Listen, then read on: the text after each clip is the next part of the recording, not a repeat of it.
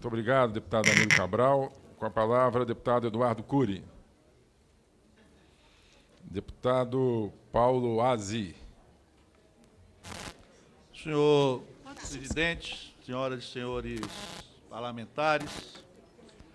Senhor presidente, não resta dúvida que estamos diante do tema mais polêmico, mais complexo e, por que não dizer, mais impopular dos últimos anos e que tramita nessa casa mais uma vez. E eu sempre tenho dito, senhor presidente, que uma matéria em que se propõe aumentar o tempo que as pessoas irão trabalhar e, ao mesmo tempo, reduzir o benefício que ele vai oferir quando se aposentar, só por isso já se justifica o quanto esse tema é polêmico e, repito, impopular.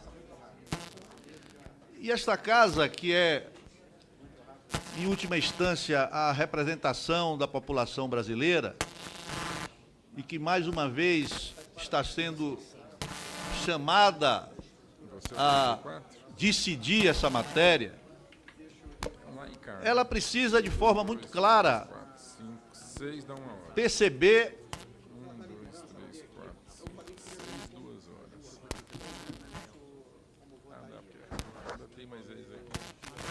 a sociedade precisa, senhor presidente, perceber se essa proposta de reforma, mesmo sendo impopular, a sociedade precisa perceber e se convencer de que ela é necessária e que ela contém, dentro dos seus pressupostos, justiça social. Essa comissão é chamada para proferir parecer nas questões relacionadas à constitucionalidade da matéria. Mas é inevitável que... Excelência, acho que o telefone de Vossa Excelência está vibrando e está ecoando. Eu acho que é o microfone, presidente. O senhor não quer testar em outro microfone, deputado? Alô. Também esse aqui está... Pode permanecer. Tente nesse microfone aí do lado, deputado. Já saí de um. Esse aqui também está com defeito? Hein? Prossiga, deputado. Bota o celular no modo voo, então, vê se dá. Não tem um telefone vibrando aí, não? Então, presidente, eu dizia que é fundamental que a sociedade possa, mesmo sabendo do peso da impopularidade da matéria, mas se convença da sua necessidade e da sua justiça. Presidente, será que não é a mesa de som mesmo que está com problema? Desculpa, deputado. Para pedir para repor o meu tempo, presidente, até a gente poder... Não, o tempo está efetivamente... paralisado. Tá parado aí. É só Tempo porque tá talvez paralisado, seja a ó. mesa de som. Usa esse microfone aqui, deputado. Aqui, ó, tá funcionando bem.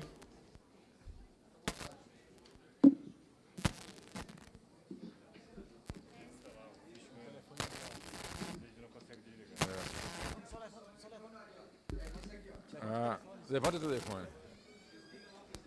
Desliga essa mesa, é isso. Não consegue desligar, não. Ah, tá.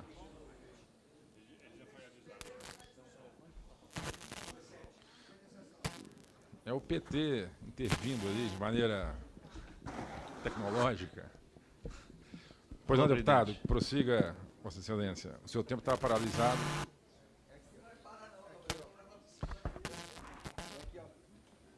É o telefone que está piscando na bancada.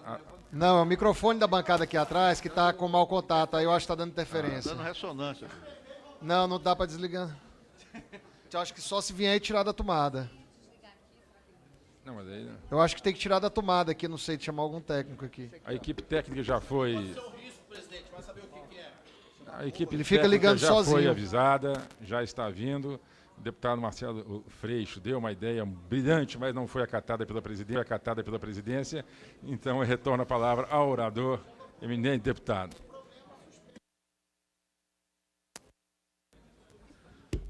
Pois não, senhor Deputado presidente. Paulo Aze, Vossa Excelência tem a palavra. Eu dizia que a sociedade precisa efetivamente compreender o alcance dessa proposta e, mesmo sendo ela impopular, aceitar que ela é uma proposta necessária e que contenha justiça social.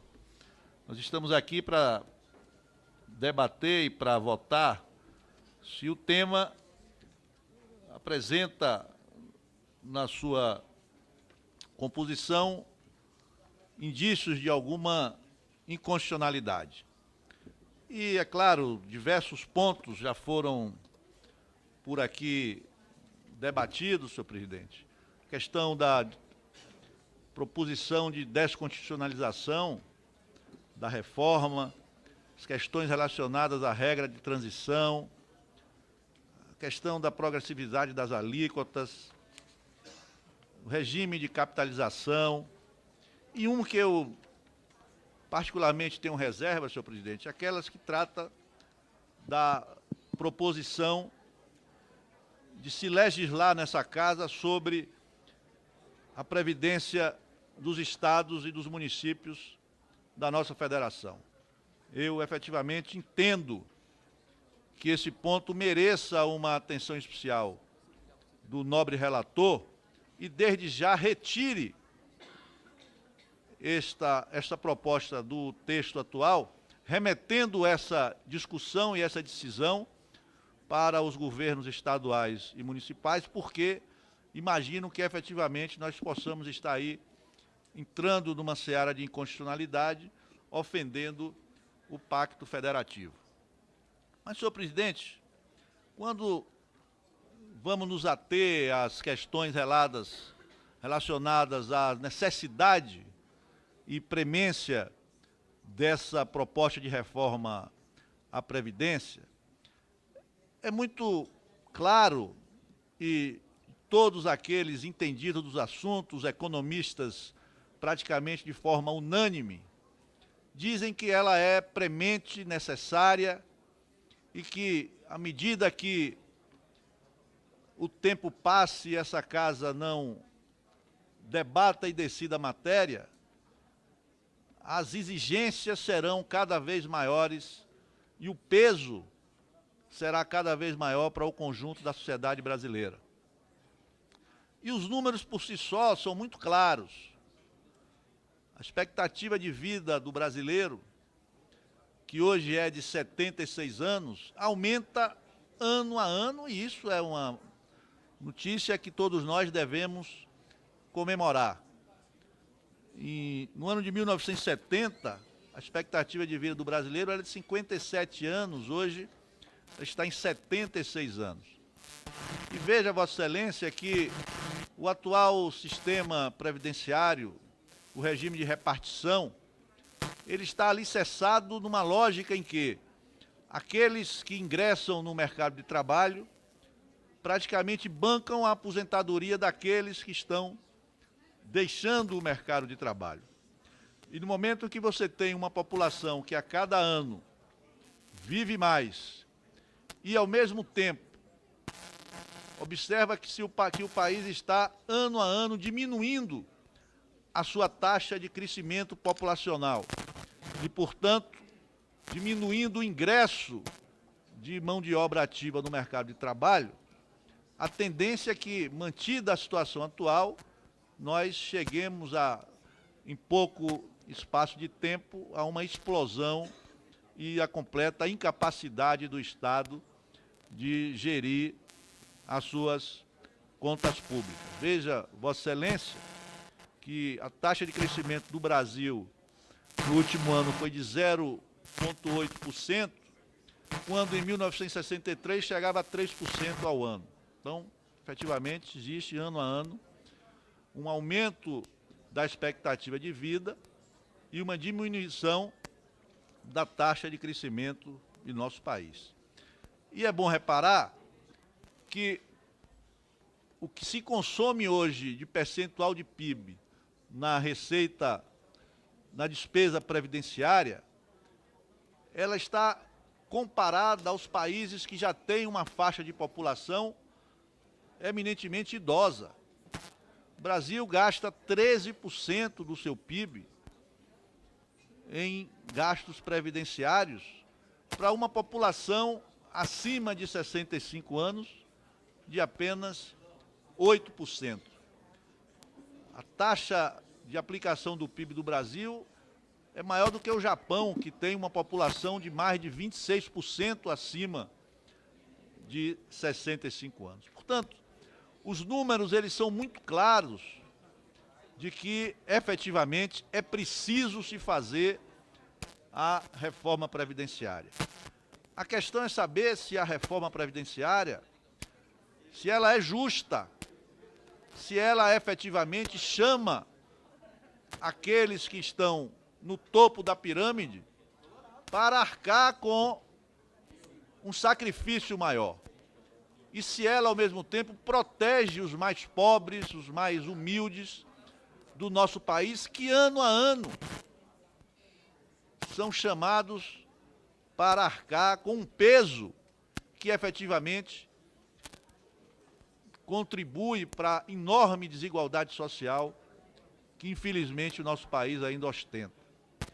E é por isso, senhor presidente, que são diversos os temas, diversas as propostas que já encontram uma resistência muito clara nessa casa.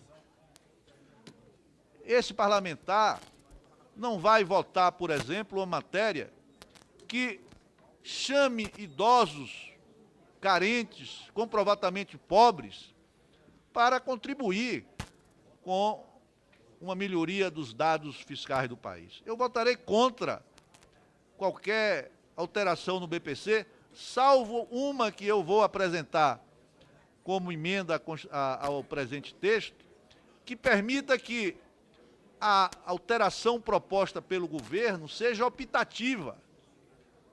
Então, o idoso comprovadamente pobre terá duas opções de fazê-lo, o ingresso no BPC.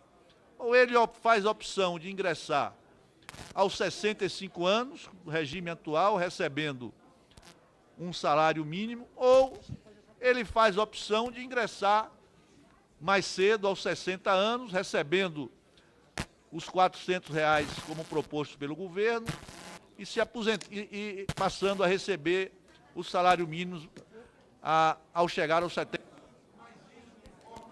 Opcional, senhor presidente. O servidor, o trabalhador vai definir aquilo que é melhor para a sua vida.